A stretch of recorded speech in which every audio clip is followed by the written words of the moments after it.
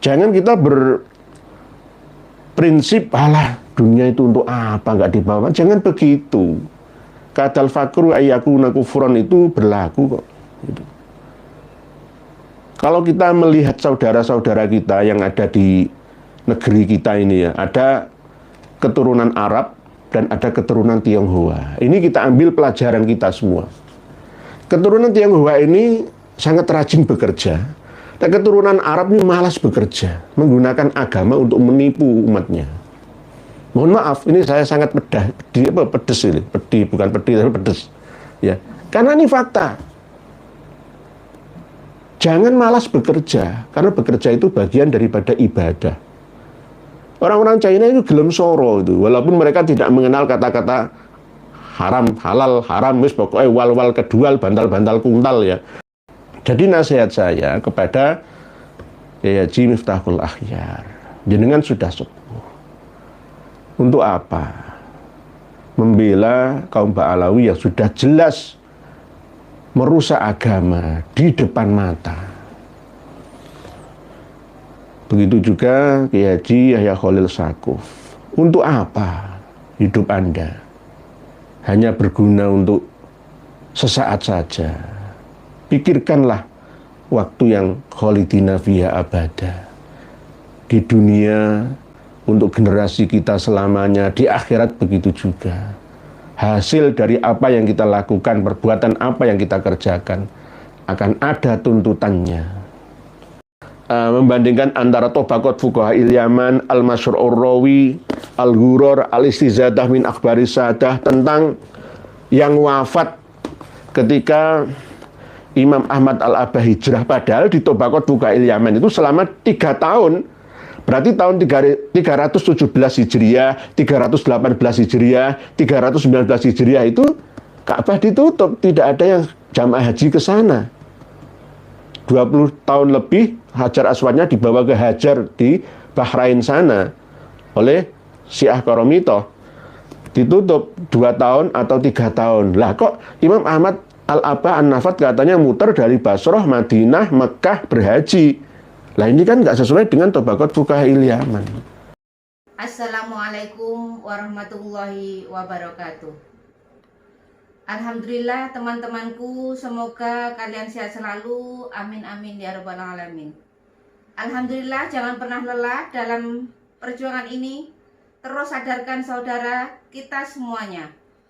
Tanpa berpanjang lebar, langsung saja kita simak penjelasannya. Para pemirsa dan pendengar semua yang berbahagia, kita seringkali mendengarkan sabda Nabi kita, yakni laisa minna man lam yarham shagirona wa yuqir kabirona. Tidak termasuk bagian daripada umatku, pengikutku, yaitu orang yang tidak bisa menyayangi, mengasihi orang-orang yang lebih muda usianya atau lebih kecil posisinya, dan tidak mau menghormati orang yang lebih tua atau orang yang lebih besar jabatan atau posisi amanahnya. Jadi maknanya ini bisa dua sisi, berbeda tetapi sama saja, yakni kita harus menghormati orang yang lebih tua. Rakyat kecil, rakyat biasa harus menghormati pejabat pemerintahan yang melaksanakan amanahnya. Jadi sama-sama gitu. Pejabat juga harus melaksanakan amanat rakyatnya, rakyat juga harus menghormati, menghargai ya kebijakan dan mentaati aturan pemerintahnya. Wong cilik, wong gede, bahasanya seperti itu. Tapi kalau umur ya selaku penganut kultur NU ya, ibarat umat yang shaghirah ya, kecil ya, harus menghormati struktur ya, mulai ranting, MWC, PC, PWNU, PBNU, Mustasar, Suriah. Kita harus menghormati. Tetap kami menghormati sekelas beliau Romo Kiai Haji Miftahul Akhyar, menghormati Kiai Haji Yahya Khalil Stakuf, menghormati adik saya Gus Farul Razi Bululawang. Saya katakan adik saya karena beliau masih saya sayangi. Seandainya saya tidak menyayangi beliau, hancur sudah, betul. Kuncinya sudah ada di tangan saya, tapi karena takutnya saya itu nanti lambene kiai, akhirnya saya nggak mau. Jadi kalau urusan privasi ya, urusan pribadi ya, saya sangat menjaga betul itu. Sangat menjaga betul. Seandainya kita mau buka-bukaan semua, ajur semua. Ajur itu. Itu saya masih menyayangi beliau ya. Jadi belajar lagi lah. Belajar lagi untuk jangan menjadi Abdul Butun. Kalau sholat itu khusus untuk adik Fahru Razi, tirulah Imam Ali. Apa Imam Ali? Ketika sholat, posisi tangannya di bawah pusat, di atas faraj. Jadi Allahu Akbar, sini.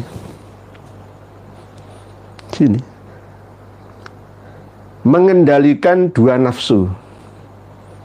Nafsu di atas perut ya, dan nafsu di bawah perut. Baca lagi kitab Wasiatul Mustafa. Insya Allah selamat Anda. Karena ini hukum karma 212 akan berjalan sesuai dengan nalurinya. Tidak ada yang bisa menghalanginya. Karena sudah kun kok, maka fayakun berjalan sistem itu. Tapi tetap kami mewanti-wanti ya kawan-kawan kami untuk tetap menjaga etika, tetap berakhlakul karimah ketika mengingatkan orang yang lebih tua, khususnya kiai-kiai kita. Kita doakan bersama semoga para kiai-kiai sepuh, pondok-pondok pesantren pengasuh, ya ustadz-ustadzahnya semua, kiai bunyai, tuan guru, tengku, ajengan, semua yang sepuh-sepuh yang usianya lebih tua dari kita, ya kita menghormati dengan tetap menasihati. Jangan sekali-kali untuk mengedepankan husnudzoni, hanya berbaik sangka saja masalah Ba'alawi. Karena jika zaman sekarang ini masih menggunakan standar husnudzoni, maka rusak semua ini. Rusak. Harus mengandalkan waspadai. Jangan husnudzoni. Waspadalah, waspadalah, waspadalah. Sama seperti ketika saya keliling kemana-mana, saya mengaku sebagai jejaka. Terus banyak yang percaya karena husnudzon saja. Ajur apa enggak? Ya ajur. Padahal saya sudah punya istri dan anak-anak. Saya menjual kuningan ke panjenengan, jenengan husnudzon saja. 1 kilo kuningan jenengan beli 1 kilo emas. Itu namanya husnudzon. Harus waspada. Zamannya beda. Kalau dulu iya saja, sekarang beda zamannya. Oleh sebab itu, para yai sepuh, mumpung panjenengan masih ampuh ya, menduduki jabatan struktural, jangan digunakan untuk yang membawa mafsadah, bukan maslahah bagi seluruh ummah secara ammah. Pernah saya sampaikan, jika para kiai yang duduk di struktural Suriah Mustasar PBNU mengeluarkan surat saktinya karena tanda tangannya masih ampuh itu tadi ya, menggeser nama Kiai Haji Maduddin Usman dari LBM PBNU, maka sama dengan panjenengan semua, wahai para kiai-kiai yang tanda tangan itu, mengadopsi kejahilan, melestarikan kebodohan, dan mengadopsi kemafsadahan yang terbarukan. Al-muhafadzatu alal jahalah al-qadimah wal akhdhu bil mafsadah al-jadidah. Berarti panjenengan tidak lagi menjalankan amanah yang telah diberikan oleh masyayikh pendiri NU dulu. Tidak mengayomi masyarakat kalangan bawah, tidak yarham soghirona.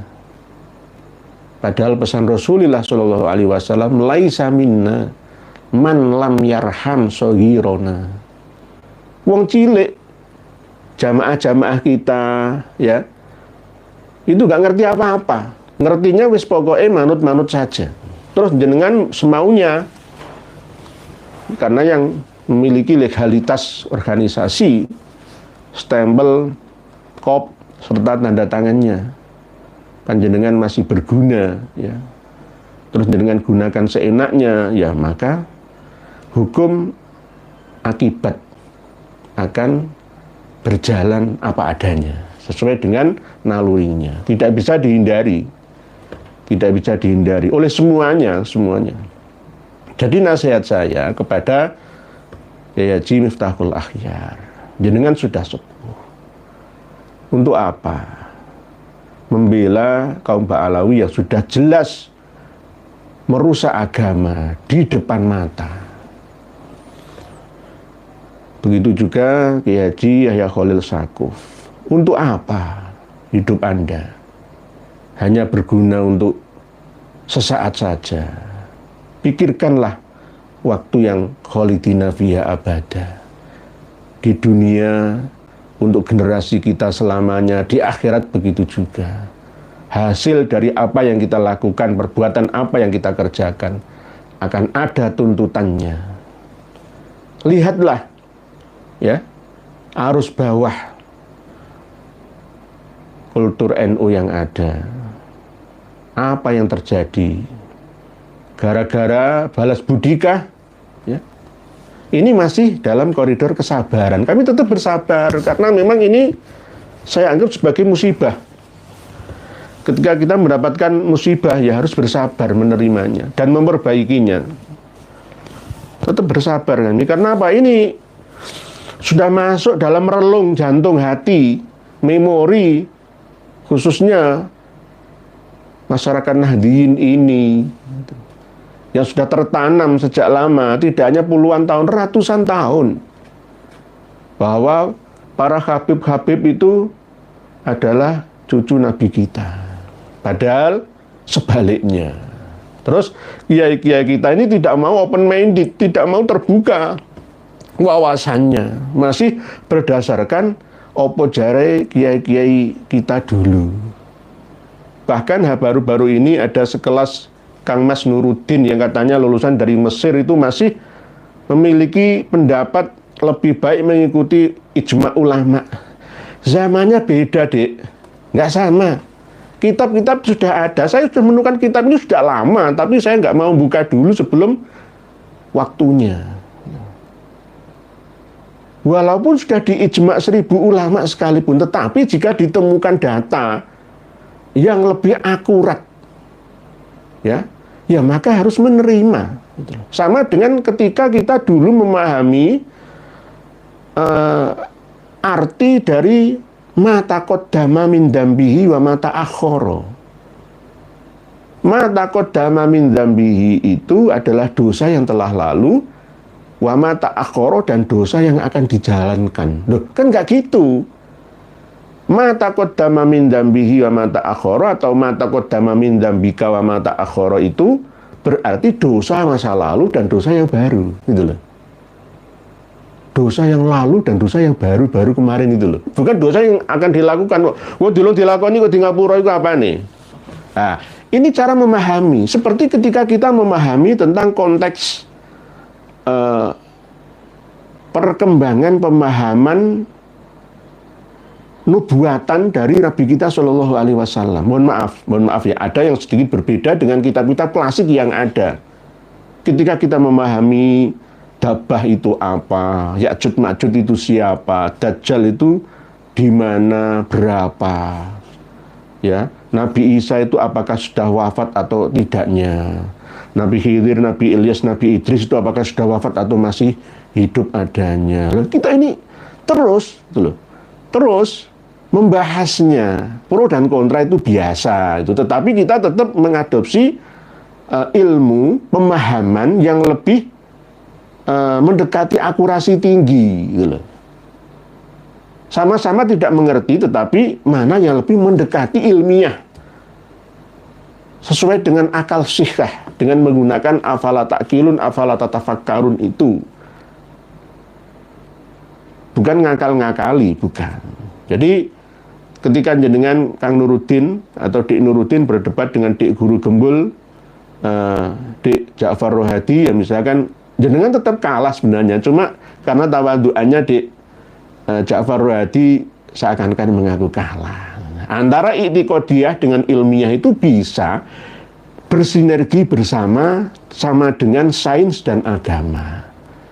Bisa diilmiahkan, tidak harus hissiyah. Ilmiah itu tidak harus hissiyah di indera, ya, seperti dimensi 3 itu tidak. Jadi nanti suatu saat kaidah-kaidah dalam kitab-kitab kuning, kitab-kitab klasik itu bisa dinamis gitu, tidak statis. Yang statis itu hanya masalah akidah. Baku la ilaha illallah Muhammadur Rasulullah, rukun iman, rukun Islam, dan musyahadah serta muraqabah. Islam, iman, ihsan itu. Ini yang statis loh, tetapi tetap walaupun begitu masih ada pemahaman terbarukan, tidak seperti pemahaman terdahulukan. Jadi begitu, nanti insya Allah kita bahas pada bahasan ketika membaca komentar panjenengan semua. Para pemirsa dan pendengar sekalian rahimakumullah, jadi kita tetap harus bersabar menerima musibah, ya, masyaikh kita, sesepuh-sesepuh Nahdlatul Ulama masih belum terbuka hati dan pikirannya. Hanya hidayah Allah yang semoga menyertainya.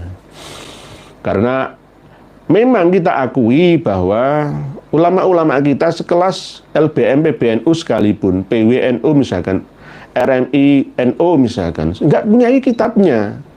Kadang punya, tetapi tidak lengkap. Mungkin punya 5 kitab saja nasab itu ya. Atau punya tobakot 2 itu ya, nggak ditemukan semua, dikumpulkan lalu dibanding-bandingkan, oh ketemunya ini di sini titiknya, enggak. Jadi intinya kalah izin dah. Dengan kalah izin akhirnya mengeluarkan kebijakan pemecatan terhadap Kiai Haji Maduddin Utsman itu. Sebenarnya itu saya muarah. Kiai Haji Maduddin Utsman, kawan seperjuangan kita, dikeluarkan dari LBM PBNU itu saya marah, tetapi bagaimana lagi, harus bersabar gitu. Bersabar dan tetap melakukan pencerahan terhadap ummah tanpa kenal lelah, karena memang ini adalah tugas amanah, panggilan jiwa, hati dan nurani kita bersama. Jadi harusnya sesuai dengan sabda Nabi kita, kasihanilah umat ini. Karena jenengan-jenengan itu wahai kiai-kiai sepuh sebagai imam, sebagai orang yang besar, sayangi orang yang lebih kecil. Kami sebagai orang yang lebih muda, yang menghormati yang lebih tua. Baik tua secara posisi jabatan strukturalannya ataupun tua dari segi usianya. Mohon jenengan tetap terbuka. Di zaman sekarang ini tidak ada orang yang paling. Sekelas Hadratus Syekh, ya, Kiai Haji Mustafa Bisri saja masih mau mendengarkan kita kok. Walaupun beliau orang yang alim alamah. Kiai Haji Marzuki Mustamar, Kiai Haji Said Akil Siraj itu ya orang-orang yang mau terbuka. Walaupun usianya sudah tua, tetapi tetap mau ngaji bersama gitu loh. Enggak menutup diri, enggak, ilmu saya sudah mentok, saya sudah alamah derajat saya.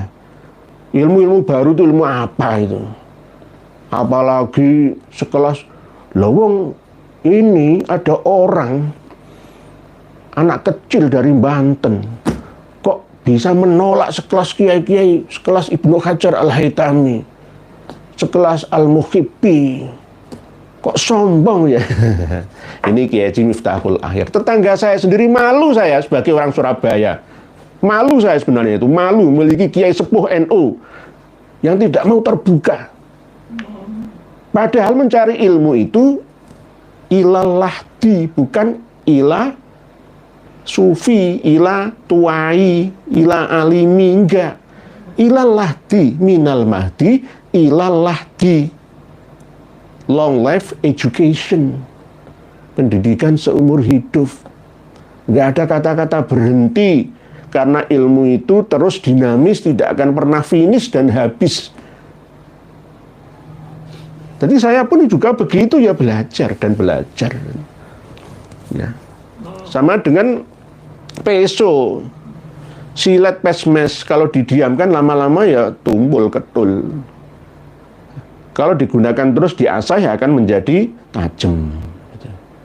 Semua ini sama-sama belajar. Lebih baik kita tidak hanya istikharah. Ada istilah kan, waqad khoba man istakhar, dan juga qad khoba man istasyar. Tidak hanya beristikharah tapi juga bermusyawarah. Dua-duanya itu loh. Tidak hanya istikharah saja tanpa bermusyawarah, karena terus berkembang secara alami ilmu ini ya, tidak akan pernah bisa berhenti.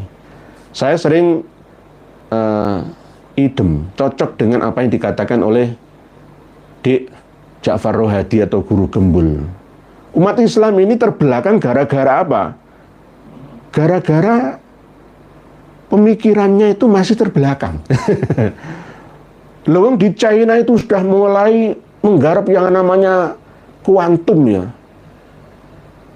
Gigabyte itu sekarang sudah mulai digeser menjadi terabyte kok. Ya. Tempat simpan memori hard disk, flash disk itu sudah mulai dirancang kecil tapi besar kapasitasnya kok. Kita masih ngurusi masalah kilobyte, megabyte, gigabyte saja enggak itu. Ilmu elektronik, perkembangan peradaban elektronik dan otomotif terus maju melesat ke depan. Tapi ilmu agama stagnan. Ini apakah agamanya? Bukan, orang-orangnya. Orang-orang kita saja yang tidak mampu memahami agama secara utuh. Hanya secara butuh itu saja. Yang sudah dianggap sebagai futuh, padahal belum futuh. Tapi diyakini wis futuh iki wis, padahal peradaban Islam di Indonesia ini masih tertinggal jauh. Lihatlah Iran, ya. Sumber daya alam yang sederhana itu mampu memproduksi rudal penjelajah antar negara, bahkan bisa antar benua. Akhirnya negaranya menjadi kuat, disegani oleh semua. Selain kerjasama dengan Rusia, China, Iran juga mampu mempertahankan ya, teritorial ya, negaranya dengan sangat-sangat kuat. Nah, Indonesia justru gegeran saja. Antar sesama umat Islam dibentur-benturkan, nggak sempat memikirkan peradaban. Bagaimana kita bisa menjadikan kitab kuning, ya, pemahaman keagamaan secara klasik ini menjadi scientific, ya, dan bisa dibuktikan secara nalar, akal sehat, dan dikembangkan, dimanfaatkan untuk kehidupan kita di dunia ini, ya, karena memang yang namanya ilmu yang turun dari langit itu untuk bumi, kemaslahatan penduduk bumi. Ilmu yang berdimensi akhirat itu turun ke dimensi dunia untuk kemaslahatan penduduknya. Lah gunanya apa kita hanya berangan-angan seakan-akan berada di atas langit sana, padahal kita sekarang hidup di dunia 3 dimensi kita. Ini harus kita pikirkan bersama. Jangan anggap bahwa yang namanya ulama itu orang yang alim, tapi nggak ada manfaatnya untuk apa, gitu loh. ilmuwan-ilmuwan itu tidak harus yang tergabung dalam organisasi Nahdlatul Ulama, Muhammadiyah, Al-Irsyad, enggak. Tapi orang-orang yang benar-benar melakukan tuntutan keahlian untuk kemaslahatan bersama. Sama dengan profesor itu apa, doktor itu apa, gunanya jadi profesor itu untuk apa, kan begitu. Negarawan, ayo ngurus negara, agamawan, ayo ngurus agama, bersinergi bersama, tidak hanya ke sudut pandang akhirat saja, dunia kita juga harus perhatikan. Kalau umat Islam bercorak sufi saja ala Ba'alawi, gampang ditundukkan, gampang dihancurkan, karena apa? Tidak memiliki kekuatan secara duniawi, baik ekonomi ataupun persenjataan, lemah, gampang aneksasi, gampang didikte oleh negara asing lainnya. Dalam hal ini tirulah China. Tahun 90-an China itu sejajar dengan Indonesia kita. Tapi setelah itu kita tertinggal jauh dari mereka. Jangan kita berprinsip, alah dunia itu untuk apa, nggak dibawa. Jangan begitu. Kadal fakru ayyakuna kufron itu berlaku kok. Gitu. Kalau kita melihat saudara-saudara kita yang ada di negeri kita ini ya, ada keturunan Arab dan ada keturunan Tionghoa. Ini kita ambil pelajaran kita semua. Keturunan Tionghoa ini sangat rajin bekerja. Dan keturunan Arab ini malas bekerja, menggunakan agama untuk menipu umatnya. Mohon maaf, ini saya sangat pedes ini, bukan pedih tapi pedes. Ya, karena ini fakta. Jangan malas bekerja, karena bekerja itu bagian daripada ibadah. Orang-orang China itu gelem soro itu, walaupun mereka tidak mengenal kata-kata haram, halal, haram, wis pokoknya wal-wal kedual, bantal-bantal kuntal ya. Antara halam dengan haral itu nggak ada bedanya ya. Tapi mereka giat bekerja, etos kerja, semangat kerjanya tinggi, karena mereka berangan-angan hidup itu akan selamanya, seakan-akan begitu. Tapi yang sini, yang sufi-sufi Arab Alawi ini gandoli. Dia hanya berpegang teguh pada keyakinan i'tiqadiyah saja, tanpa ilmiah.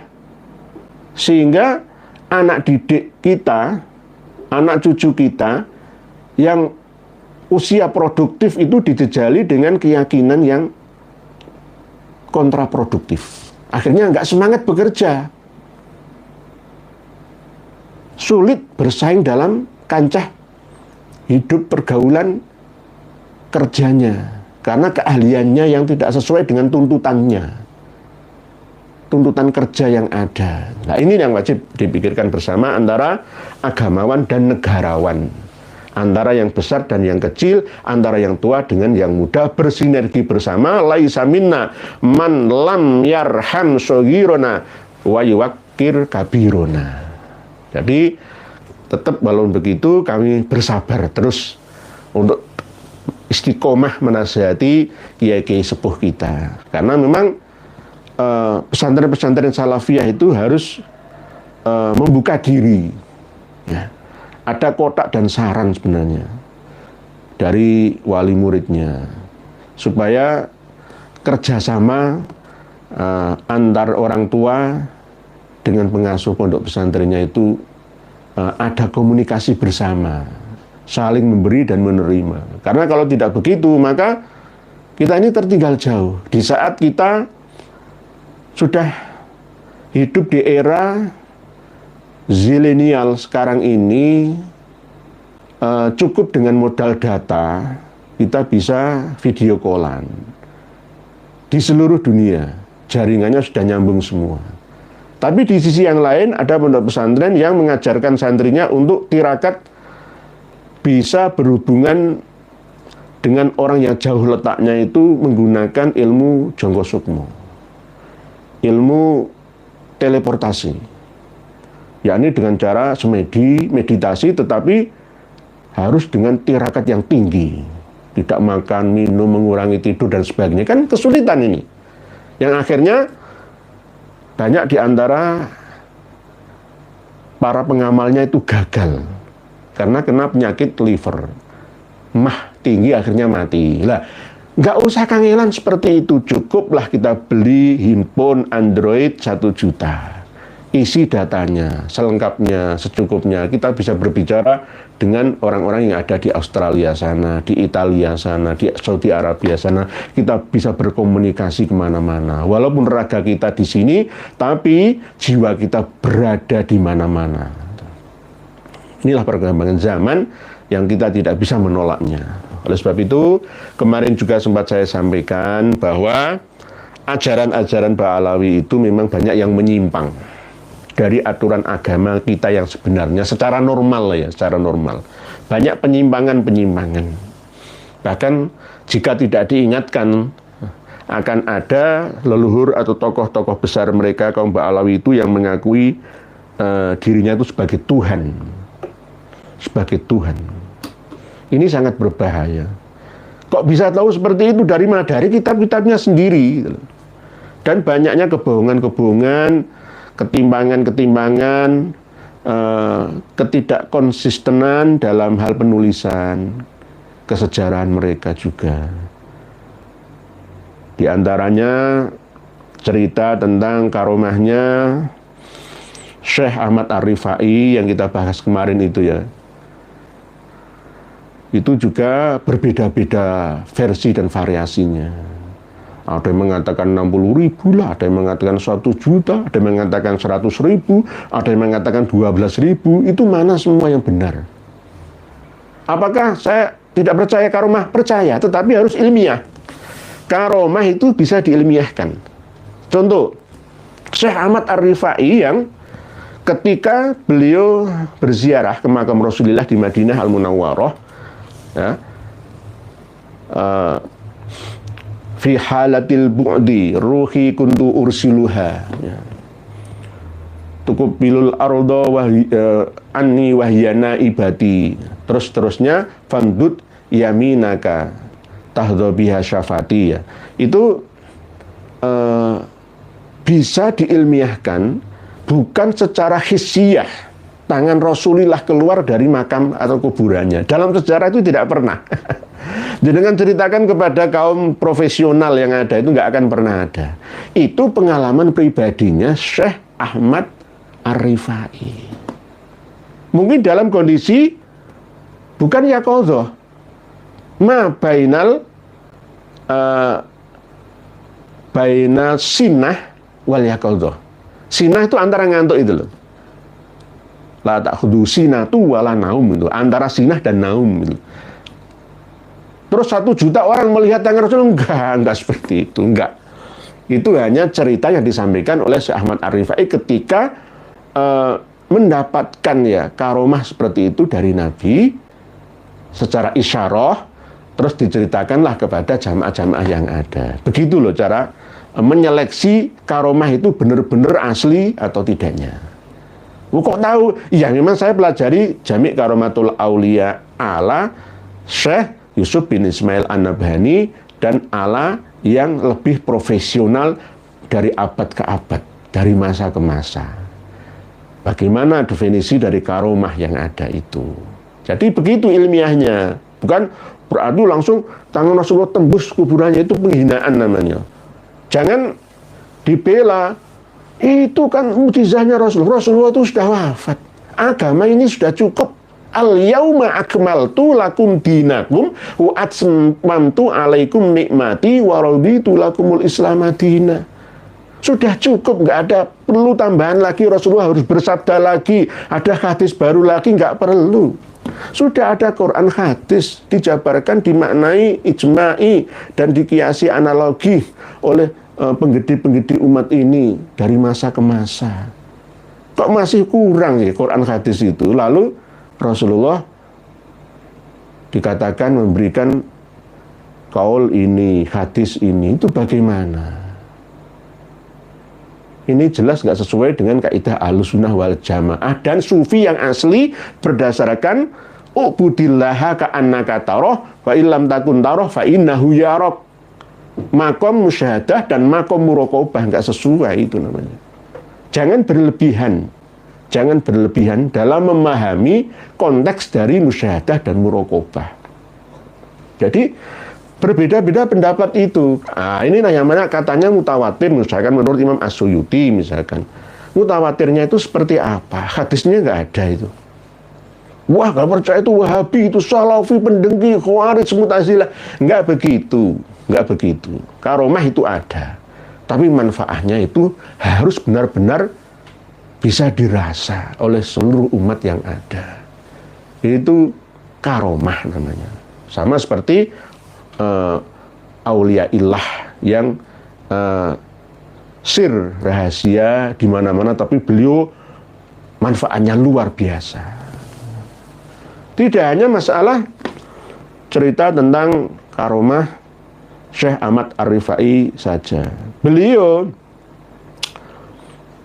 doktor, ya sekelas doktor, Segaf bin Hasan Baharun ya, yang menyebarkan sholawat Bushra itu. Kenapa kok saya larang? Ya karena memang beliau sering berbohong. Manusia boleh salah, bisa salah, nggak boleh ya, bisa salah tapi tidak boleh bohong. Dalam hal menerangkan tentang karomahnya Syekh Ahmad Ar-Rifai saja itu antara Habib satu dengan Habib yang lainnya itu beda-beda semua. Tidak berdasarkan kitab yang ada. Orang awam santri jamaahnya nggak ada yang memiliki kitabnya, ya saja. Ya kalau saya punya kitabnya, ya nggak bisa. Katanya Syekh Ahmad Ar-Rifai itu duriyahnya Hasan bin Ali. Mana? Syekh Ahmad Ar-Rifai itu duriyahnya Husain bin Ali bin Abi Thalib. Ini namanya ngawur, namanya. Ngawur. Begitu juga ketika mengatakan bahwa disaksikan 60.000 orang, mana kitabnya? Gak ada 60.000 orang itu. Saya punya dokumentasi semuanya. Ini namanya bukan mutawatir namanya. Kalau menurut ulama mutawatir yang ahli karomah, ahli sufiyah. Tapi kalau ahli sunnah wal jamaah tidak. Tapi boleh percaya dan boleh tidak, itu pengalaman spiritual pribadi. Kalau memang kita mengikuti thariqah rifaiyah ya percaya nggak apa-apa. Yang penting ada manfaatnya. Itu. Tapi dalam sejarah Rasulullah itu sudah wafat. Ya, kalau Rasulullah hidup itu adalah interpretasi asumsi dari kaum-kaum sufi itu. Habib Umar bin Hafid itu juga mengatakan bahwa Rasulullah hidup jiwanya. Nabi Isa hidup jiwa. Nabi Idris juga hidup. Nabi Adam itu hidup jiwanya. Di alam dimensi yang berbeda dan kadang pula di dimensi yang sama dengan dimensi kita.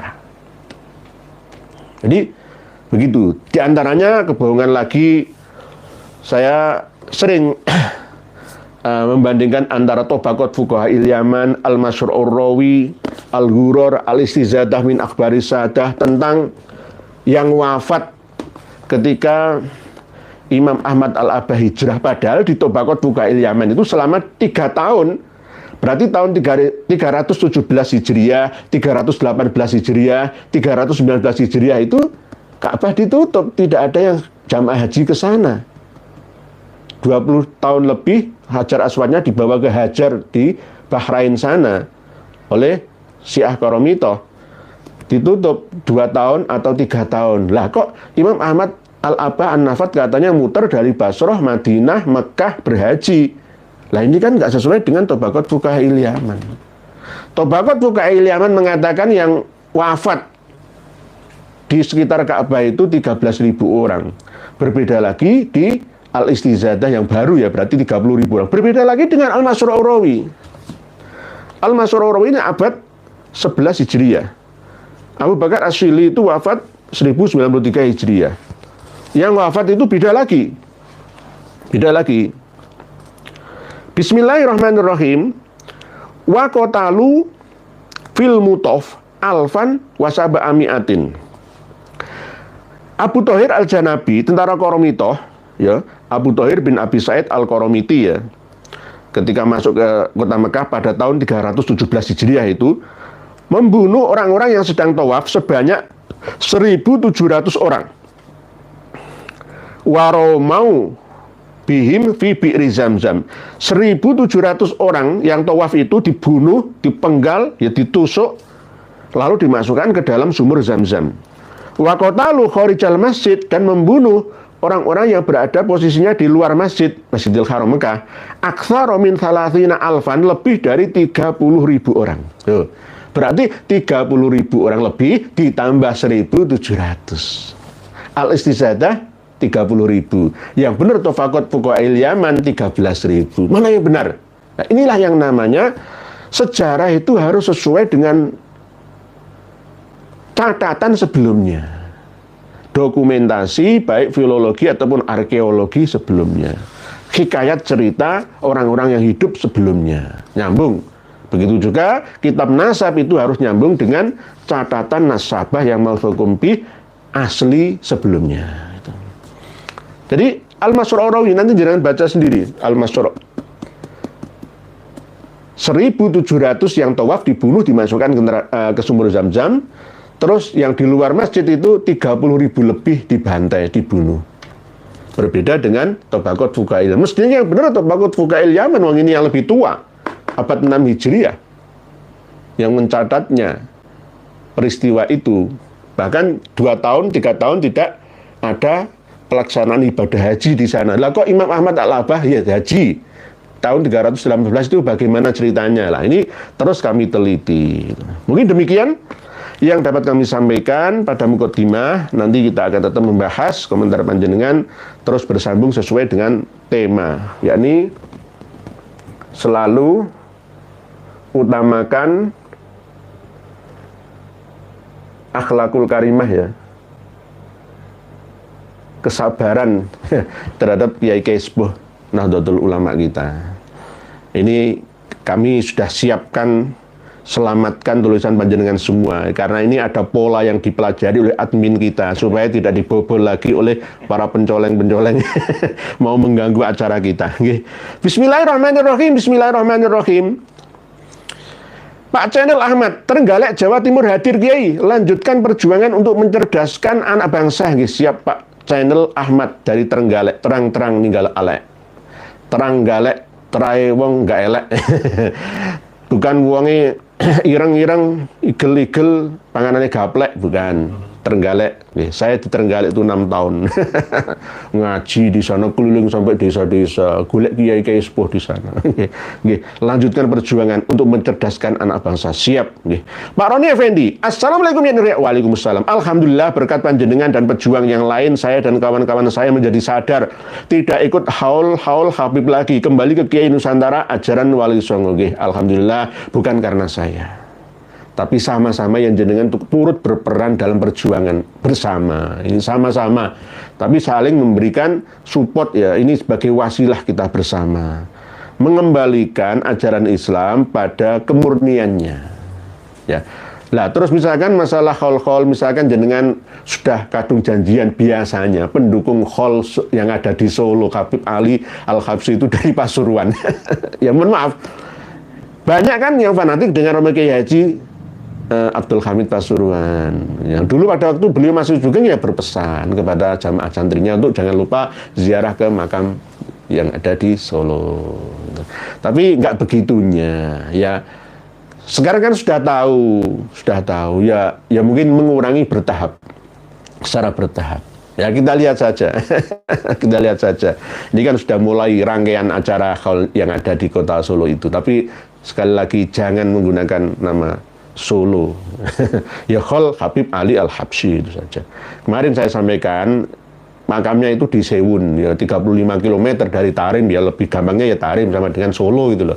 Solo itu Wonogiri, ya. Solo, Boyolali, Karanganyar, Sukoharjo, Klaten, Sragen itu ya Solo, sama dengan itu. Jadi makamnya Habib Ali Al-Habsyi yang di Kholi di Solo itu adalah lokasinya di Sewun sana, 34-35 km dari Tarim itu, sebelah timurnya.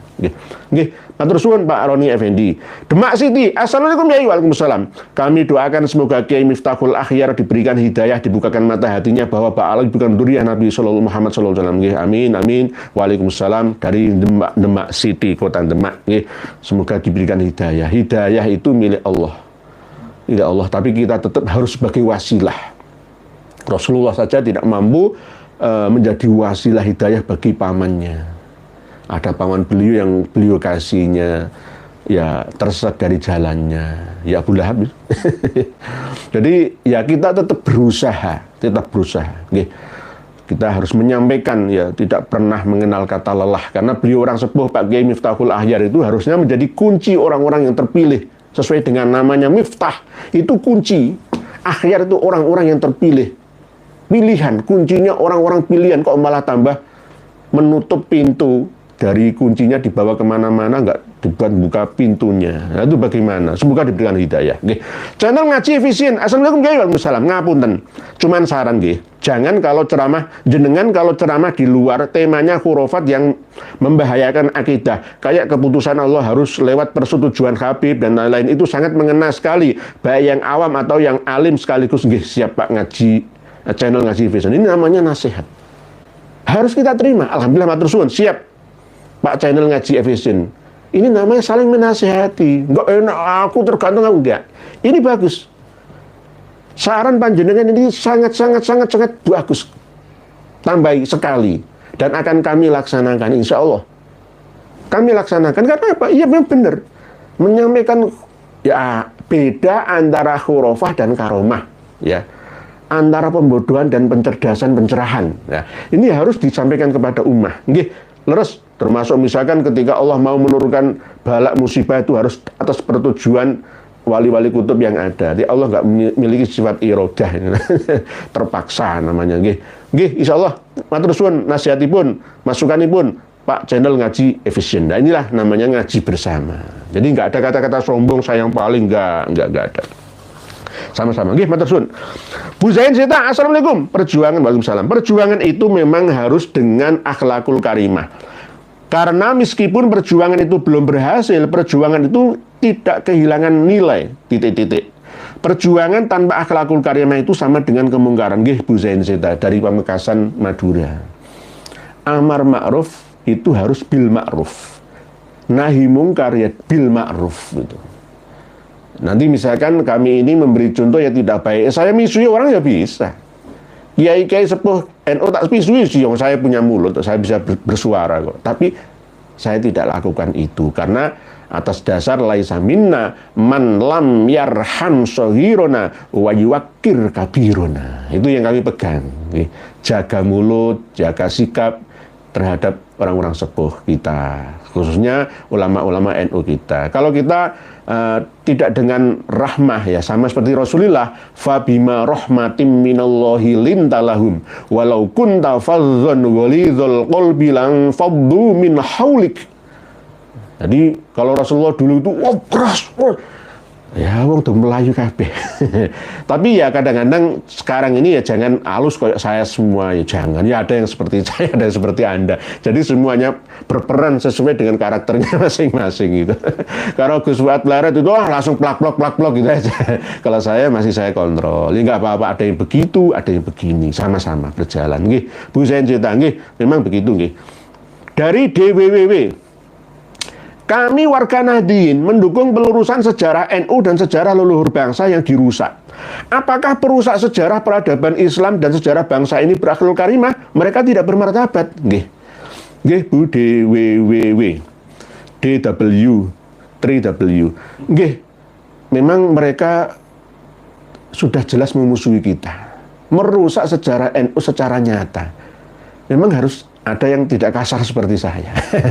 Harus ada yang kasar selain saya. Begitu nggih. Nggak apa-apa, memang ada perannya masing-masing. Yang penting tetap beretika lah, mesti kasar tapi beretika itu. Tegas namanya itu. Nggih. Nggih, kalau seperti saya semua ya rusak malah tambah. Sama-sama. Jadi seperti sandiwara itu. Ada perannya sama-sama. Sejarah peradaban Islam dan sejarah bangsa ini kok katanya berakhlak karimah, mereka tidak bermartabat. Nggih. Semoga saja nggih Bu, dengan cara kita sikapi bijaksana, berakhlakul karimah dan penuh dengan kesabaran ini mereka sadar. Nih, mereka sadar, oh ternyata salah. Dipikir-pikir, saat durungi turu lah.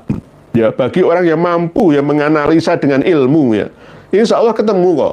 Tapi kalau mereka menutup diri, close-minded, ya summun bukmun umyun fahum la yarji'un, summun bukmun umyun fahum la ya'qilun. Bisa juga seperti kata lahum qulubul la yafqahuna biha walahum a'yunul la yubsiruna biha walahum adzanul la yasma'una biha. Mohon maaf. Mohon maaf, ini keras-kerasan.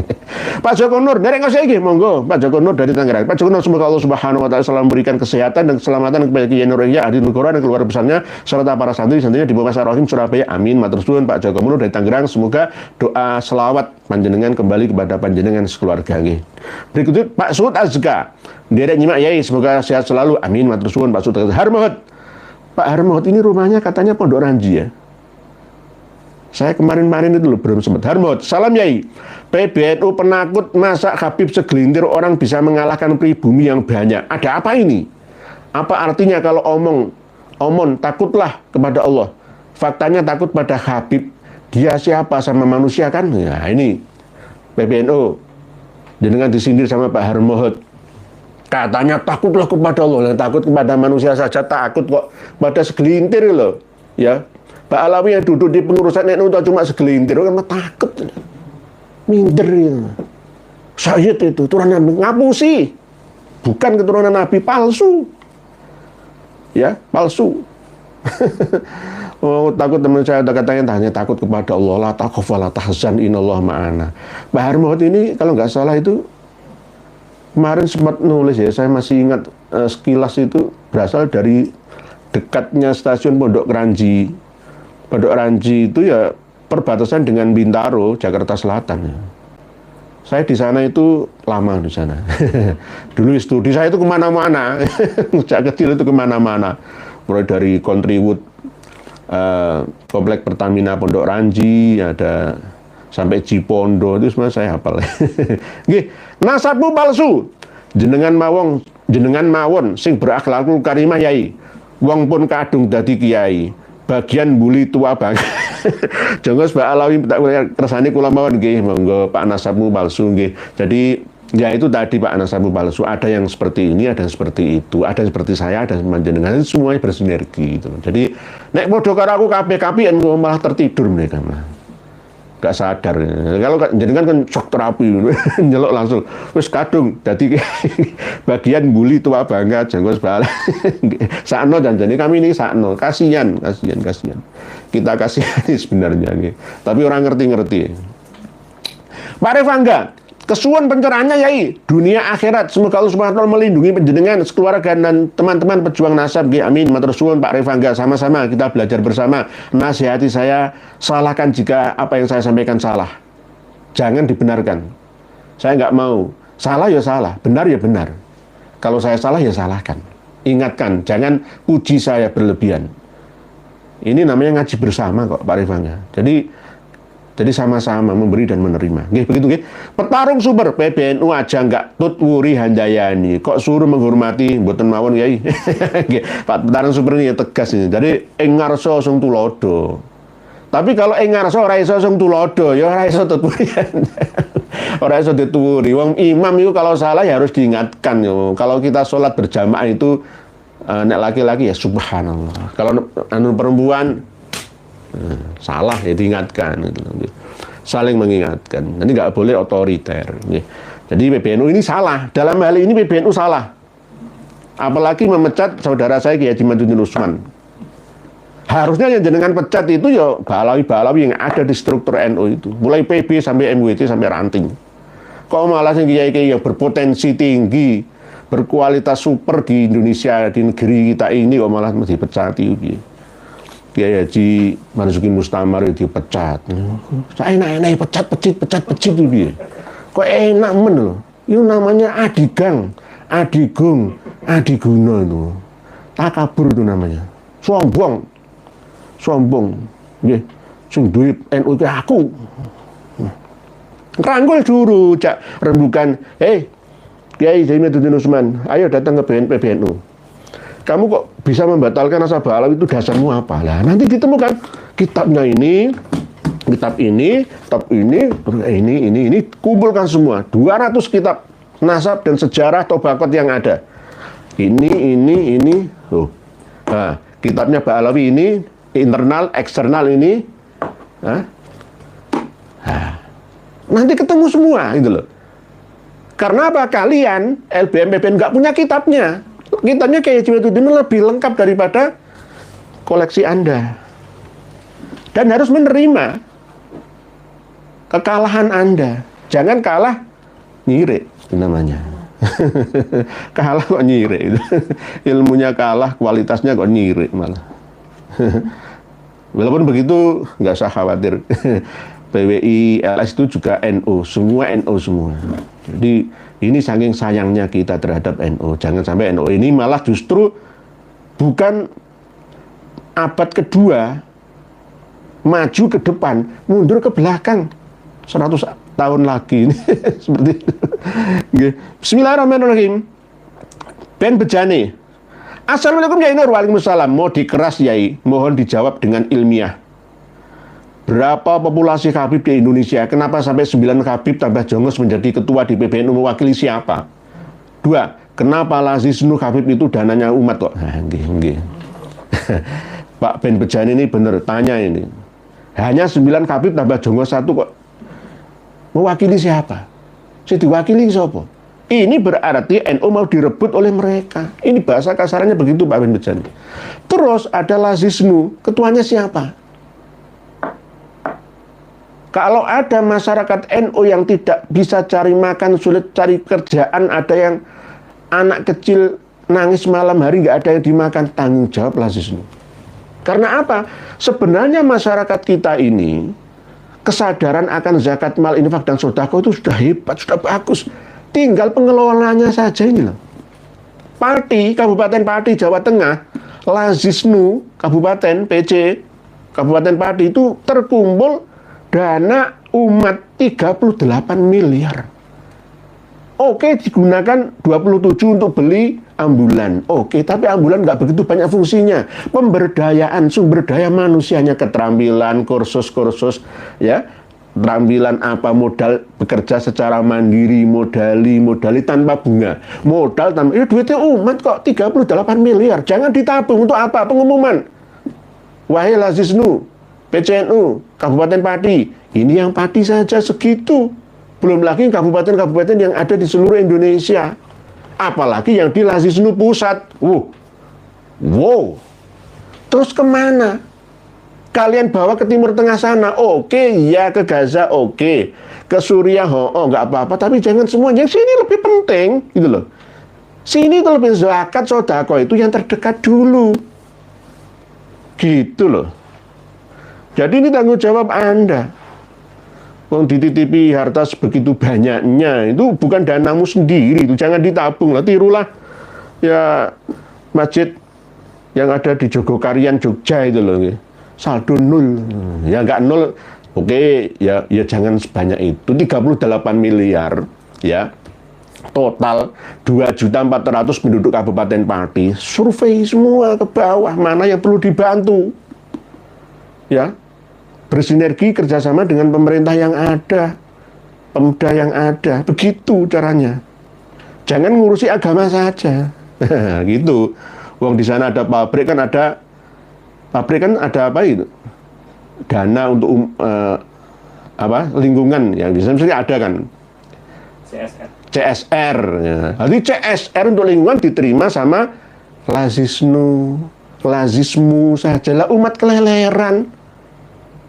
Orang cari pekerjaan sulit, akhirnya gak karu-karuan kejahatan di sana. Nggih, begitu nggih.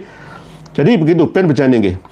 Arfi Fadila, Assalamualaikum Yai. Para kiai di PBNU yang mendukung Habib harus dikeluarkan dari struktur organisasi. Pertanyaannya, beranikah PBNU bertindak seperti itu? Nggih, banyak yang sekarang takut, jiwa penakut. Nggih, PBNU milik pribumi, bukan milik Habib nggih. Milik pribumi sejak dulu. Kalau Habib mau berkarya ya di Robito Alawiyah saja. Sudah ada bagiannya masing-masing kok. Toh misalkan Romo Kiai Haji Hasyim Muzadi dulu pernah mengatakan bahwa yang membesarkan PBNU ya kiai ulama dan Habib itu dulu belum ngerti ada udang di balik batu itu.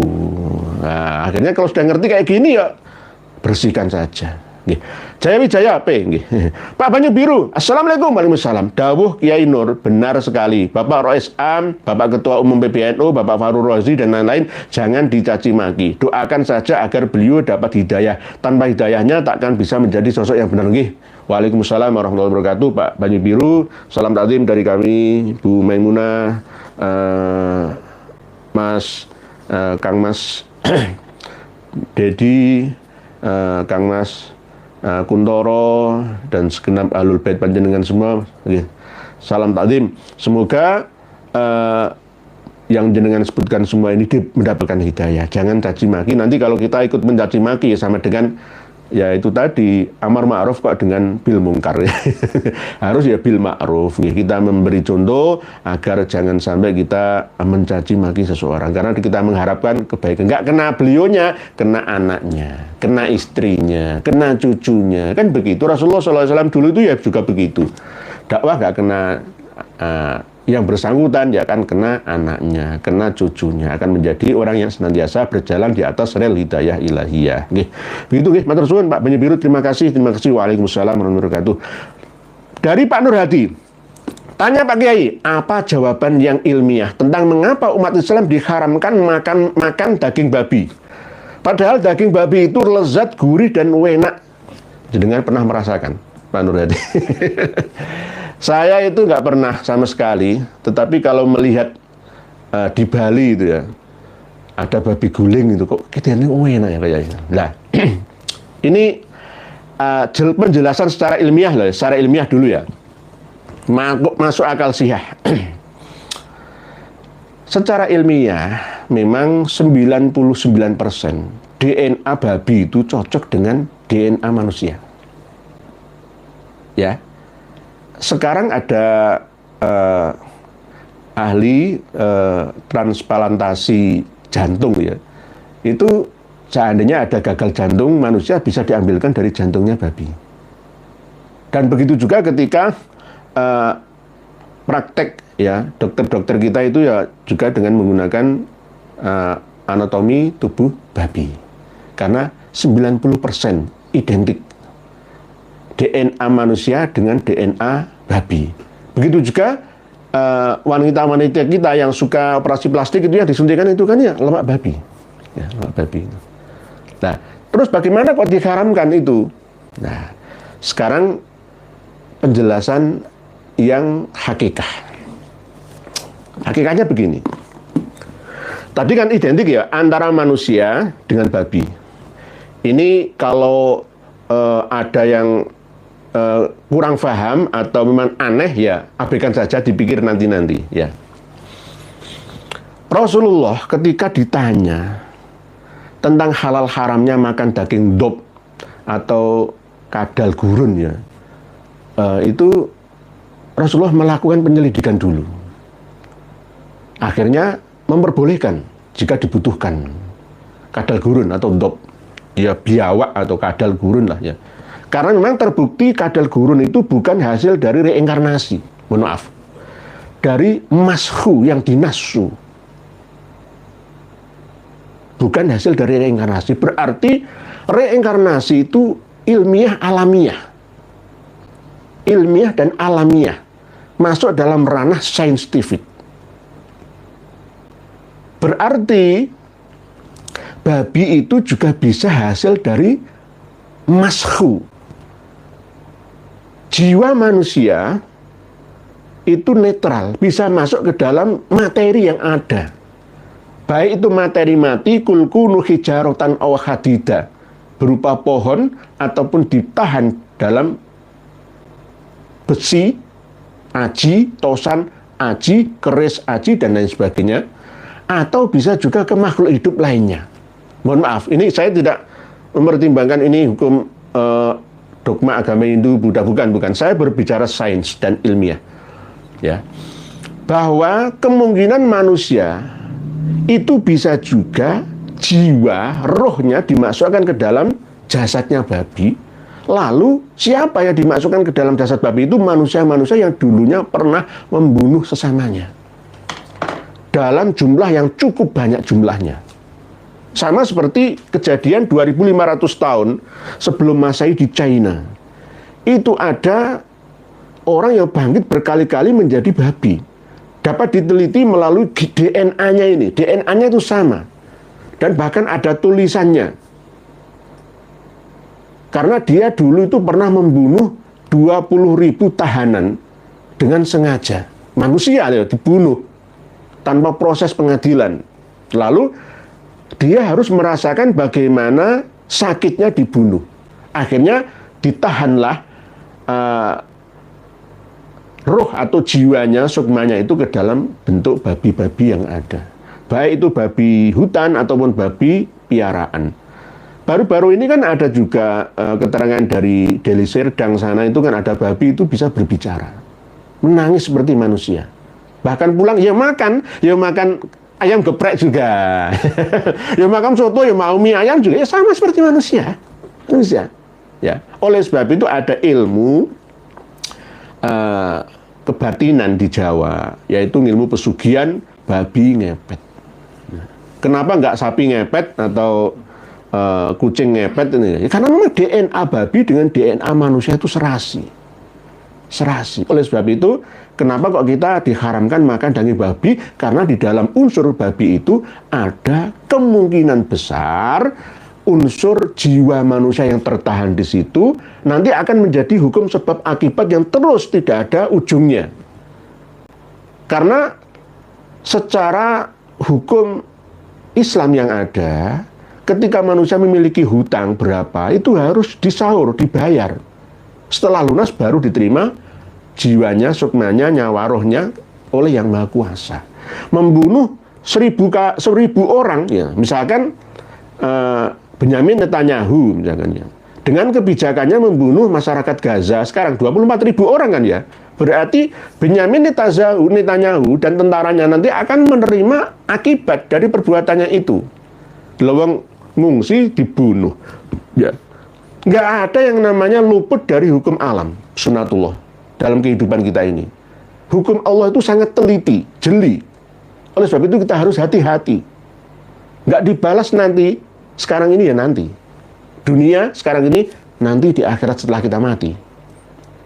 Hukum manusia, Allah tidak akan pernah menerima nyawa, roh, sukma jiwa manusia yang memiliki hutang. Hutang itu jangan diartikan hutang uang saja, hutang perbuatan, hutang nyawa. Kok enak ya misalkan, saya membunuh 100 orang tanpa salah, terus saya mati diampuni Allah, nggak bisa. Itu ilmunya Nabi Khidir itu nanti. Nggak bisa. Kecuali jalur hakikat sendiri ya, itu perintah Allah sebagai seperti Al-Guju yang memancung ya terpidana mati di Arab Saudi sana. Kembali kepada babi. Kenapa orang Hindu juga menghalalkan babi, bahkan sebagian Nasrani juga menghalalkan babi, tapi Yahudi tidak mengharamkan babi. Karena apa? Kemungkinan dalam unsur babi, di dalam tubuh babi itu terjebaklah jiwa manusia-manusia yang terpidana, terpenjara di alam nerakanya, sehingga merasakan pedihnya bagaimana rasanya dibunuh itu. Oleh sebab itu hati-hati para pemirsa semua, hindari ya menzalimi, merampas harta. Ada salah satu hadis Rasulullah Shallallahu Alaihi Wasallam, manusia nanti di akhirat itu akan ada yang dibangkitkan seperti babi. Ya itu loh. Ya itu loh. Ada hadisnya sahih itu. Nanti kapan-kapan kita bahas lagi. Ini berbeda dengan nas yang ada di dalam pemahaman Sunni dan Syi'i. Syi'i, khususnya yang Imami, itu mengharamkan ikan-ikan baik tawar ataupun lautan yang tidak bersisik. Belut ya. Belut itu nggak bersisik ya. Lele. Terus apa lagi ya? Ikan pari itu juga haram. Belut itu haram, lele penyet ya haram, ikan pari haram, terus apa lagi? Ya pokoknya nggak bersisik lah. Sembilang, ya. Pokoknya ikan yang tidak bersisik itu haram dimakan menurut Syiah Imamiyah. Alasannya apa? Kulitnya itu sama seperti kulit manusia. Dan pernah Sayyidina Ali dalam satu cerita di satu sungai itu ketemu dengan belut. Belut itu ternyata jelmaan dari manusia. Bukan jelmaan, belutnya ya belut asli, tapi jiwanya, isinya itu roh manusia yang ditahan di dalam fisik belut itu. Ini pernah berbicara kok. Dan Sayyidina Ali waktu itu, ini ceritanya Imam Syiah, ini saya berbicara tentang asal-usul kenapa kok haram menurut Syiah Imamiyah ya. Itu.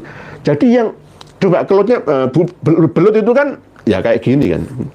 Kayak kulit manusia. Dikhawatirkan di dalam diri ikan-ikan yang tidak bersisik itu ada jiwa-jiwa manusia yang tertahan.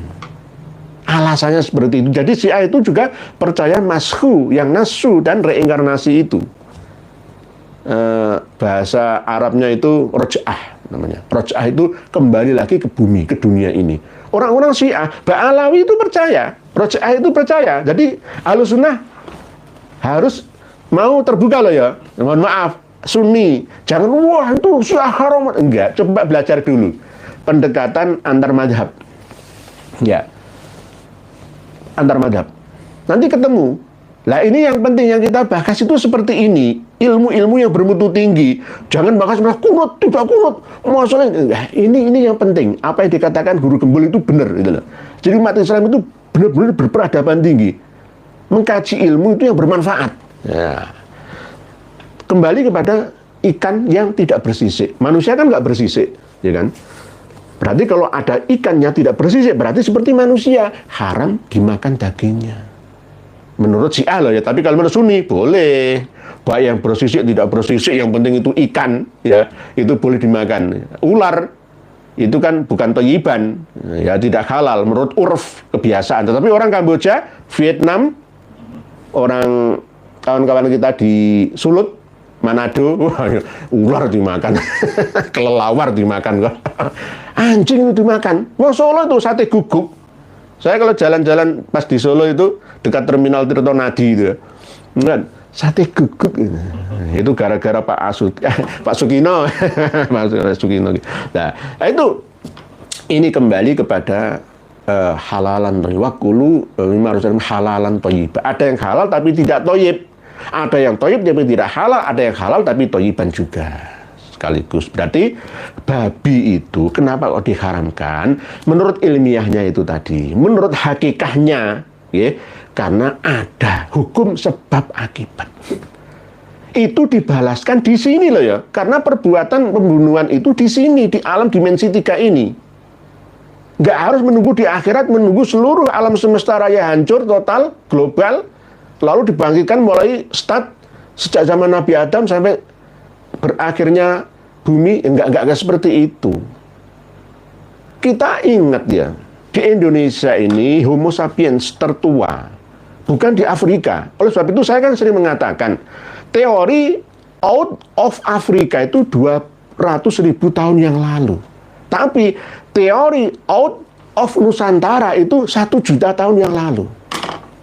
Kalau tidak percaya, di Tulungagung, ya Homo wajakisme itu antara 500.000 sampai 1 juta tahun yang lalu. Ya, di Gua Liang Bua yang ada di NTB sana itu juga antara 300.000 sampai 500.000 tahun yang lalu. Nabi Adam itu belum ada 10.000 tahun yang lalu.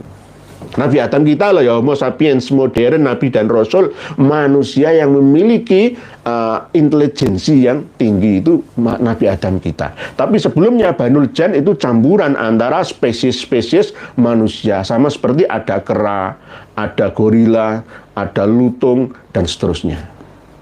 Jadi teori out of Africa itu tidak benar 100%. Yang benar itu adalah teori out of Nusantara.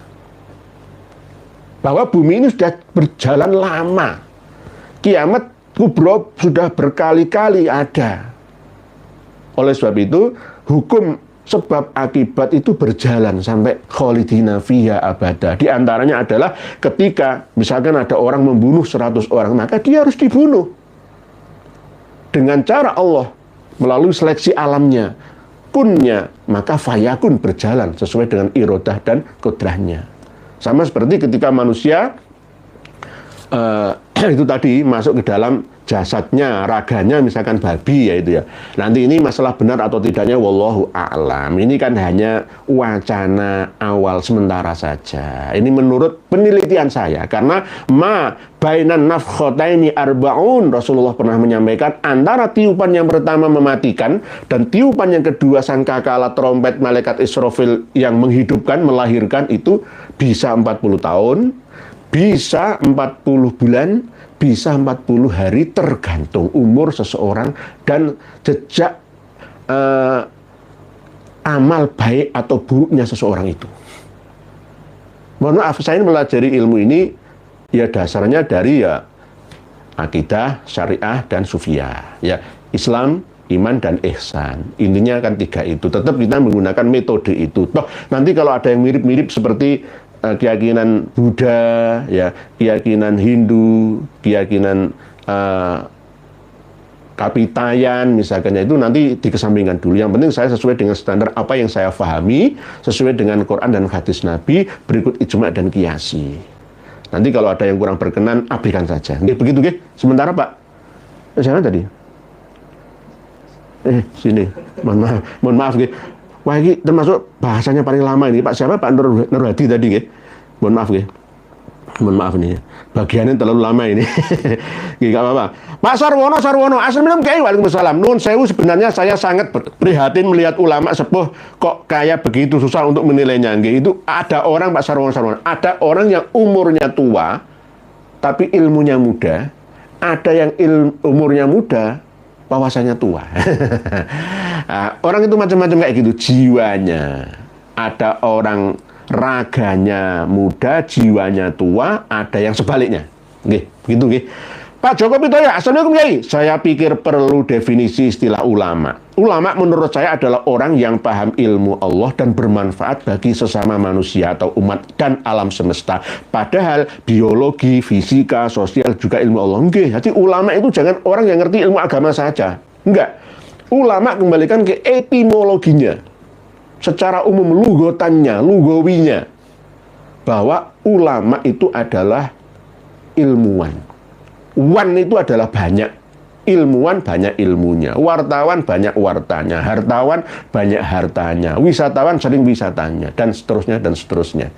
Wan itu. Jadi ulama itu ilmuwan. Nahdlatul ulama, kebangkitan para orang yang berilmu, kebangkitan ilmuwan. Lah, Kiai Haji Madudin Utsman itu ilmuwan, bangkit, malah ditekan. Ya berarti bukan Nahdlatul Ulama itu namanya. Yang menekan itu kalau Muhammadiyah, kalau Al-Irsyadiyah itu nggak apa-apa. Ya, Nahdlatul Ulama wono aset organisasi yang bernilai tinggi kok malah dipendem ya. Malah dibungkam, itu bagaimana? Enggak Nahdlatul Ulama itu, Nahdlatul Juhala. Mohon maaf nih kasar ini. Nahdlatul Juhala, kebangkitan orang-orang bodoh. Bukan Nahdlatul Ulama. Uang genre abad kedua kok malah tambah mundur. Seperti 100 tahun yang lalu, abad yang lalu. Nggih, begitu Pak Joko Pitoyo nggih. Berikutnya Pak Pamungkas mana? Pak Kiai, itu Ustadz Nuruddin perlu didebat karena membela Ba'alawi hanya taklid saja. Katanya para nakobah sudah ijma'. Dia juga cocokologi hadis Sawadul A'zam untuk masalah nasab ini. Ini loh, nggih Pak Pamungkas mana? Mas Nuruddin atau Dun Nuruddin itu coba dengan cari kitab Tobaqat Fuqaha'il Yaman, As-Suluk fi Tobaqatul Ulama wal Muluk, Tuhfatuz Zaman fi Tarikhi Sadatil Yaman, Tobaqatul Khawas al-Sudri wal Ikhlas, Tobaqat Sulaha'il Yaman. Pelajari itu dulu. Adakah tokoh-tokoh Ba'alawi yang dicatat dalam 5 kitab ini? Kalau nggak ada, berarti ya bukan. Kalau kitab internal Ba'alawi itu biasa, kecil dibesar-besarkan, nominal kecil dimaksimalkan. Sama seperti tadi, 13.000 yang meninggal di Masjidil Haram. Ini 31.700. Ini yang Al-Istizadah 30.000. Mana yang benar? Yang hadir pada acara Habib Ali Al-Habsyi 800 juta. Yes, itu kebiasaan itu, kebiasaan. Jadi begitu, Dek Nuruddin, jenengan belajar lagi lah. Enak belajar itu enak. Nanti ketemu kok. Belajar lagi. Pesan saya belajar lagi. Jangan menyimpulkan dulu sebelum belajar. Buka-buka kitab dulu. Lalu setelah itu temukan kitab-kitab nasab. Mulai abad 2 sampai abad ke-10 Hijriah. Ketemu apa enggak gitu aja. Kalau ketemu, oke. Boleh jenengan katakan ijma. Ijma yang mana? Dulu itu seluruh ilmuwan dunia mengatakan bahwa pusat tata surya kita adalah bumi. Pusat tata surya itu bumi. Bahkan memaknai wasyamsu tajri li mustaqarril laha dzalika taqdirul azizil alim itu, coba kita diam di sini. Kita dikelilingi matahari. Matahari mulai tawaf mengelilingi bumi. Pagi, siang hari, sore hari, besok lagi, kelilingi lagi. Berarti yang berputar mengelilingi bumi itu matahari. Gitu loh. Lah, li mustaqarril laha sesuai dengan garis edarnya sendiri. Nah, itu dulu. Akhirnya setelah itu ditemukan bukan, ternyata bumi ini yang bertawaf mengelilingi matahari, ketemunya 365 hari itu. Dulu bumi itu datar, sekarang kompak bulat. Bagaimana kita nggak menerima? Memang faktanya begini. Dulu menembus dimensi langit itu sulitnya bukan main, berat sekali. Harus dengan meditasi kelas tinggi, tapi sekarang mudah sekali. Dengan cara apa? Sudah ada internet yang bisa nembus melalui Starlink, melalui stasiun angkasa luar sana, lalu kita bisa kemana-mana. Jenengan di Mesir bisa bicara dengan saya di sini langsung, halo, langsung tanpa delay. Siaran langsung sepak bola di China bisa kita lihat di Indonesia dalam waktu yang tanpa delay, langsung bisa. Ngaji kita langsung seperti ini bisa tanpa delay, ya kan, tanpa rekaman dulu. Loh, bisa kan? Nah, hal-hal seperti ini namanya pemahaman ilmu terbaru, namanya kaul jadid. Imam Syafi'i pernah mengatakan yang tidak sesuai dengan kaul jadid pada waktu dikodimnya di Baghdad, dengannya di Mesir. Kiai Haji Maiduddin Utsman juga begitu. Dulu pernah mengarang kitab dan mengatakan bahwa Ba'alawi itu duriah Nabi, tetapi setelah melakukan penelitian yang panjang, akhirnya kaul jadidnya yang berfungsi batal. Saya nggak pernah. Kalau saya tetap sejak dulu itu saya sudah memegang datanya. Saya nggak yakin, nggak ainul yakin, nggak ilmu yakin, apalagi hakul yakin. Kalau Habib itu cucu Nabi, duriah Nabi, itrah Nabi, saya nggak percaya saya dulu karena saya punya kitabnya sejak dulu, alhamdulillah. Gitu, begitu gitu. Pak Pamungkas Pramana. Jadi ijma itu akan gugur jika ditemukan data yang lebih akurat dan kuat. Sama seperti misalkan ada orang yang sudah kadung dihukum, sama seperti kasus apa yang kemarin itu, kasus Cirebon ya, dihukum ya. Ketika ditemukan data yang lebih akurat dan tepat dan kuat, maka ya harus dikeluarkan dan harus diganti rugi. Kadung dihukum 3 tahun nih, misalkan ya. Ya salah ya polisi ini. Kepingin naik pangkat langsung cepat-cepat. Begitu Pak Mas Pramana. Kang Brot. Assalamualaikum Waalaikumsalam. Buat apa kita beradab terhadap orang-orang yang sudah menggembosi perjuangan dalam menjaga marwah leluhur bangsa dan ulama Nusantara? MA itu siapa? Romo Kiai Miftahul Ahyar. Sudah jelas-jelas tidak bijaksana belas kok. Kang Brot ini tegas. Tolong dengarkan. Pak MA. Mas Anom, Yai izin tanya, kenapa para Habib kalau jalan pakai tongkat, tapi kalau menari zapin lompat-lompat lincah sekali, maaf keluar dari tema. Kalau jalan pakai tongkat itu supaya terlihat bijaksana dan sepuh ilmunya, seakan-akan seperti itu, seperti Nabi Musa, seperti Nabi Yakub. Bukan karena tidak bisa berjalan buta itu yang enggak, supaya terlihat. Rasulullah juga pernah menggunakan tongkat sebagai bentuk daripada kebijaksanaan. Sama seperti ketika khutbah Jumat. Nahdlatul Ulama biasanya di mimbar-mimbar itu sana tongkatnya. Tongkatnya lebih mantap itu, ada pegangan. Kalau Pak Karno ya tongkat komando. Tongkat Pak Karno itu ya. Kalau biasanya TNI ya, jangan tongkat komando ya. Supaya kelihatan, pokoknya orang dicekel loh. Misalkan saya kayak gini ya. Saya ngaji bersama seperti ini kok megang bolpen ini rasanya kan ya mantep gitu lah. Gitu lah. Kayak orang sudah tulis gitu ya supaya agak mantep. Pantas-pantasannya seperti itu gitu loh. Jadi sama seperti itu. Jadi megang tongkat. Tapi kalau nari zafin, nggawa tongkat piye lah, sandung-sandung. Ciri khas ya, di mana-mana ada Al-Yamani Jepara, Al-Yamani Bondowoso, situ Bondo Al-Yamani, tari-tari. Sering, oke lah itu hak setiap warga negara, tapi jangan sampai dengan cara itu membodohi dan mengharamkan joget-joget dangdut yang sekedarnya pop, yang sekedarnya joget-joget gamelan, yang sekedarnya jangan. Itu namanya menghormati budaya. Saya sendiri tidak mau joget, tapi saya tidak mau mengharamkan joget pengikut soneta. Karena apa? Itu manusiawi. Orang seneng kok. Jangan melarang orang senang. Biarkan, yang penting sebagai pemuka agama, Semisal kayak Haji Madudin Usman, ya jangan joget-joget, saya nggak boleh joget-joget. Tapi kalau misalkan Gus Fuad Pleret joget-joget, nggak apa-apa, beliau seorang musisi, ya nggak apa-apa. Tapi saya jangan. Secara umum, awam boleh. Tari Zafin itu sebenarnya boleh, asalkan jangan diyakini itu tarinya Rasulullah, dengan diyakini tari Islami, ya enggak. Orang budaya is budaya. Seni itu netral. Gitu. Jadi kalau tari Zafin itu menghina-hina, mereka bersuka-suka cita di atas penderitaan rakyat pribumi Indonesia, ya percuma. Percuma. Itu namanya penghinaan namanya. Penghinaan.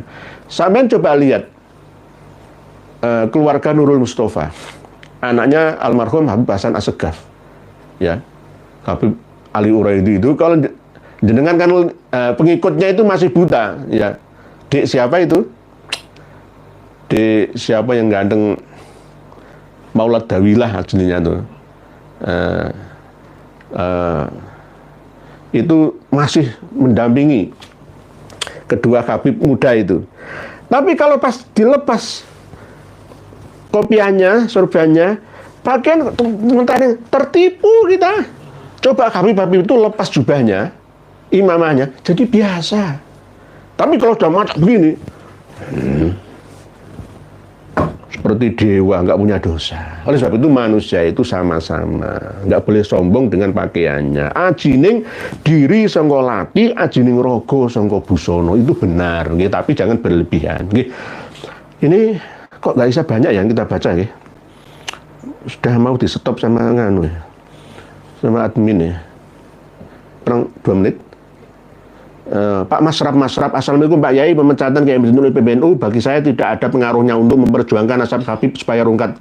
Siap. Oman Abdul, Waalaikumsalam. Pasuruan hadir. Derek nyimak Yai, semoga Kiai Pinaringan sehat selalu dalam lindungan Allah, amin. Matur suwun. Imam Hambali, gaspol Pak Yai, Mang Kemidin Tuman. Tulisan panjenengan ribuan masih belum sempat saya bacakan. Semoga setiap hurufnya dibalas oleh Allah dengan kebaikan-kebaikan 10 kali lipat untuk panjenengan dalam perjuangan ini. Jenengan turut andil dalam meramaikan ngaji bersama malam hari ini. Mohon maaf yang sebesar-besarnya, tetap mohon kritik dan sarannya. Jika ada keterangan saya yang kurang berkenan, ya abaikan saja. Masalah babi, hasil reinkarnasi, ada jasad yang tertahan, ada sukma rogo, sukmo jiwo, nyowo yang tertahan, itu coba dikaji secara ilmiah saja, jangan dimasukkan ke ranah agama, iktikadiyah jangan, tetapi coba jenengan seleksi lagi antara kenapa DNA manusia 99% identik ya dengan babi, kok ada ilmu namanya ilmu babi ngepet ya, manusia bisa guling-guling dari babi, ada kenapa kok manusia itu kok ada yang membunuh 1000 orang kok nggak dibalaskan di dunia ini, ada yang gimana kok bisa dibunuh. Nah, cerita-cerita tentang reinkarnasi, tentang mashu, tentang roja'ah itu apakah ada dalam Syiah, apakah ada dalam sunnah atau tidaknya. Kenapa orang-orang Syiah mengharamkan makan belut, ikan-ikannya tidak bersisik?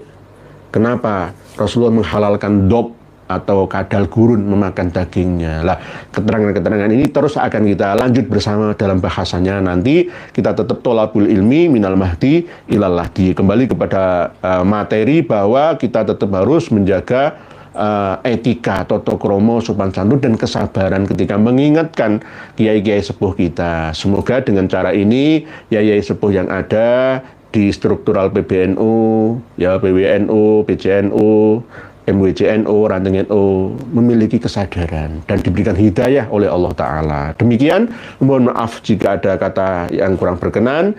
Semoga bermanfaat untuk kita bersama. Sekali lagi, jika ada yang kurang berkenan, abaikan saja. Wallahu a'lamu bissawab wal afu minkum. Wassalamualaikum warahmatullahi wabarakatuh. Alhamdulillah, semoga bertambah sadar para pengikut mereka habaib. Sudah saatnya kita pribumi bangkit lawan semua doktrin mereka habaib. Wahai saudaraku, secara ilmu, sejarah, dan nasab sudah terbukti Ubaidillah terputus 650 tahun. Bahkan bisa lebih. Dan secara ilmu filologi juga tidak nyambung mereka Habaib, apalagi dengan ilmu pasti yaitu ilmu YDNA.